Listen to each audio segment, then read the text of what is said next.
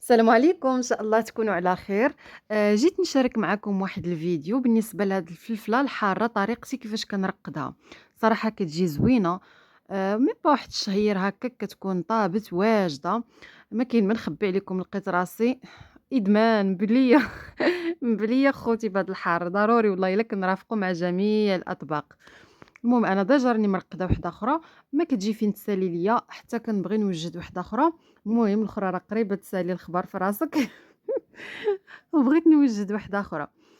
المهم أنا كناخد هنا قريعات هكا يكونوا صغار بحال هاد الشكل، صافي كنعمرهم مزيان. هنا بانت ليا راه ما غاديش تكفيني هادي، بلاتي غادي نجيب قريعة وحدة أخرى نعمرها حتى هي. هادي صغار منها، المهم قريعة كبيرة وقريعة صغيرة. بالنسبة لهاد النوعية هادي راه دابا متواجدة في الأسواق، كاينة موجودة. خدوها، وهادي راها زعما ديفيرون على الأخرى.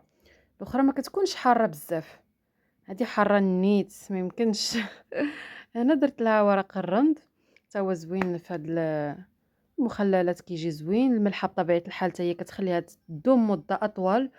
وهنا ندير لها واحد طريفات هكا ديال الحامض، وصافي. دابا غادي نزيدو لها الزيت، كمية معقولة ديال الزيت. المهم تغطى لينا الحارة بالزيت وصافي باش ما كتخسرش.